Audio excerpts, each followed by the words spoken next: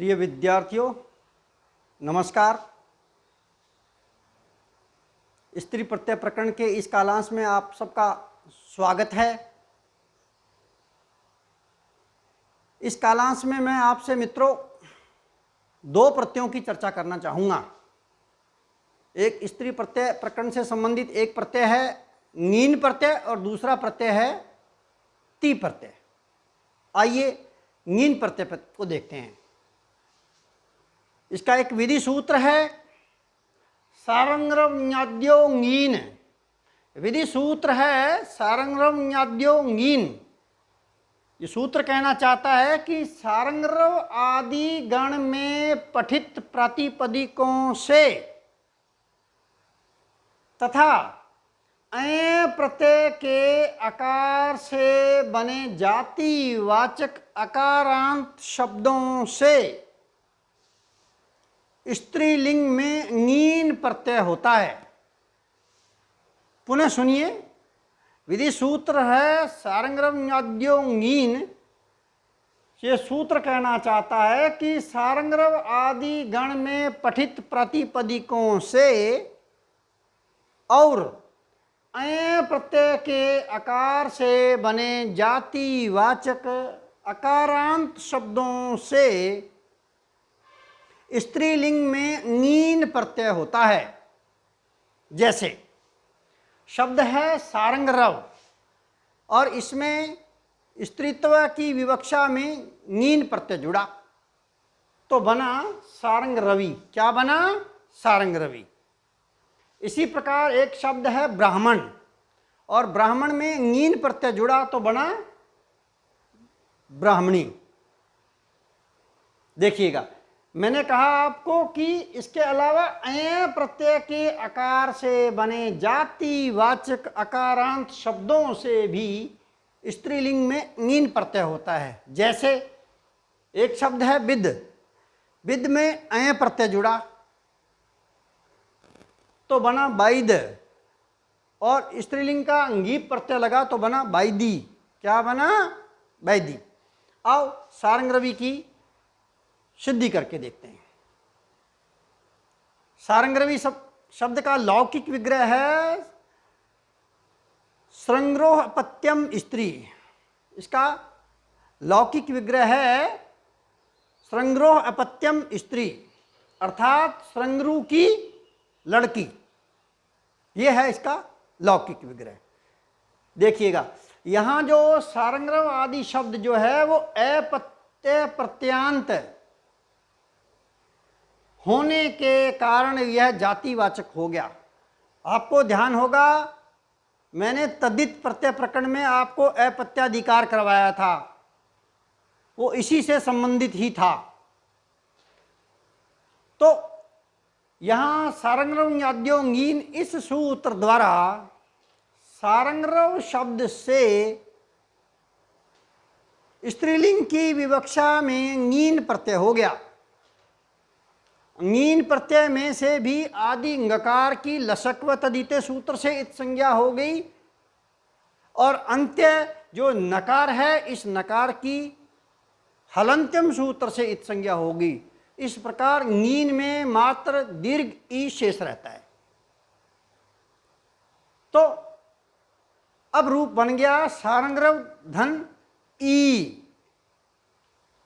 इसके बाद यचिभम सूत्र द्वारा सारंगरव की भय संज्ञा हो गई। भय संज्ञा होने के बाद यस्येति च सूत्र द्वारा सारंगरव के अंत्य अवर्ण व के अ का लोप हो गया तो रूप बना सारंगरव व हल धन दीर्घ ई। दोनों को मिलाया तो बन गया सारंगरवी। क्या बन गया? सारंगरवी।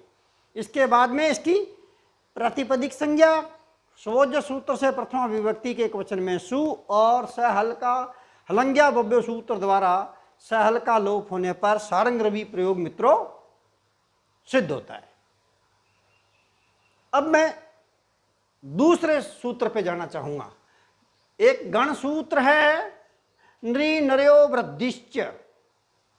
सूत्र है नृ नर्यो वृद्धिश्च।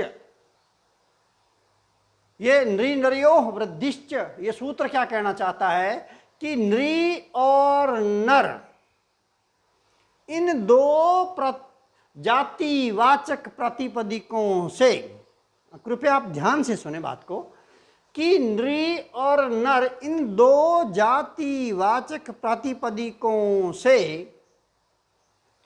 परे स्त्रीत्व की विवक्षा में स्त्रीलिंग में नीन प्रत्यय होता है। कौन सा प्रत्यय होता है? नीन प्रत्यय होता है। नीन में भी दीर्घ ई शेष रहा, क्योंकि आदि नकार की लसक्वत अदित्य सूत्र से इत संज्ञा होगी और अंत्य नकार की हलंत्यम सूत्र से इत संज्ञा होगी, तो नीन में से दीर्घ ई मात्र शेष रहा। साथ ही साथ ये गण सूत्र कहना चाहता है नृ नरयोः वृद्धिश्च, ये सूत्र कहना चाहता है कि नृ और नर शब्दों को वृद्धि भी हो जाती है। कैसे? जैसे नृ शब्द से स्त्रीत्व की विवक्षा में नीन प्रत्यय लगा नारी शब्द बनाने के लिए। क्या शब्द बनाने के लिए? नारी शब्द बनाने के लिए। और साथ ही साथ इसी सूत्र से नृ के इक अर्थात री को, इस री को वृद्धि आर भी हो गया इसी सूत्र द्वारा। तो न हल रू को वृद्धि, री को आर, रहल धन दीर्घ ई, नीप का ई, दोनों को मिलाया तो बना नारी। क्या बना? नारी। नारी मीन्स स्त्री। ज्ञाप प्रतिपदिका सूत्र द्वारा नारी की प्रातिपदिक संज्ञा स्वज सूत्र से प्रथम विभक्ति के एक वचन में सु और हलंग्या भव्य सूत्र द्वारा स हल का लोप होने पर नारी प्रयोग मित्रों सिद्ध होता है। इस प्रकार नारी शब्द बना। अब एक विधि सूत्र है यूनस्ति, सूत्र है यूनस्ति, परीक्षा की दृष्टि से महत्वपूर्ण है। ये भी देखिएगा, ये सूत्र क्या कहना चाहता है कि युवन शब्द से, युवन शब्द से स्त्रीत्व की विवक्षा में तद्धित संज्ञक ति प्रत्यय होता है। कौन सा प्रत्यय होता है? ति प्रत्यय होता है। तो जैसे युवन नहल धन ति प्रत्यय हुआ, तद्धित संज्ञक है, ये ध्यान रहे इस बात का, ति प्रत्यय, तो युवती बनता है। कैसे? आओ देखते हैं। सर्वप्रथम यूनस्ति इस विधि सूत्र द्वारा युवन शब्द से स्त्रीत्व की विवक्षा में ति प्रत्यय हुआ। कौन सा? तद्धित संज्ञक। तो बना युवन धन ति। अगला सूत्र है स्वादिस्व सर्वनाम स्थाने, सूत्र है स्वादिस्व सर्वनाम स्थाने। आपको पता होगा सर्वनाम स्थान है 5, सु औ जस अम औट, ये 5 सर्वनाम स्थान हैं।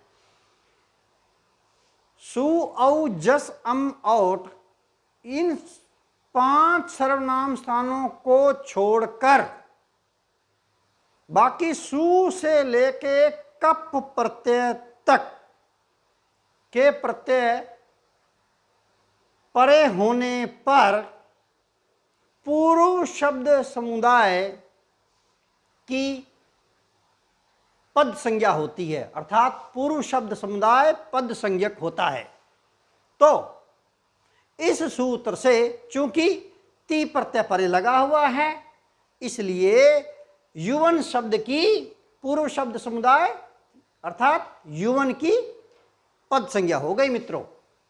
पद संज्ञा होने के बाद न लोपः प्रतिपदिकांत से सूत्र द्वारा युवन शब्द के अंत्य नकार का लोप हो गया। लोप होने पर स्थिति बन गई युवधन ति, दोनों को मिलाया तो बना युवती। क्या बना? युवती। अब देखिएगा, यद्यपि युवती शब्द स्त्रीलिंग है, इसलिए ज्ञात प्रतिपदिकात सूत्र द्वारा प्रतिपदिक संज्ञा होनी चाहिए थी, परंतु मैंने आपको पहले ही बताया क्योंकि ये तद्धित संज्ञक्ति प्रत्यय जोड़ा है हमने, इसलिए यहां कृतदित समासा सूत्र द्वारा युवती की प्रातिपदिक संज्ञा हुई है। तो कृतदित समासा सूत्र द्वारा प्रातिपदिक संज्ञा होने के बाद स्वोज सूत्र से प्रथम विभक्ति के एक वचन में सु और स हल का रुत्व विसर्ग होने पर युवती प्रयोग मित्रों सिद्ध होता है। तो मैंने आज आपसे एक विधि सूत्र है सारंगरम याद्योंगीन, उसका उदाहरण दिया मैंने सारंगरवि, इसकी सिद्धि करके बताई। एक गण सूत्र है नृ नर्यो वृद्धिश्च, इसका शब्द है नारी और इसकी सिद्धि करके बताई। और अंतिम मैंने इसी क्लास में आपको बताया यूनस्ति, इस सूत्र से युवती शब्द बना और उसकी भी मैंने आपको सिद्धि करके बता दी है। अगले क्लास में मित्रों स्त्री प्रत्यय प्रकरण से संबंधित जो दूसरे प्रत्यय हैं उनको लेकर के मैं पुनः आपसे मिलता हूं। धन्यवाद। जय हिंद।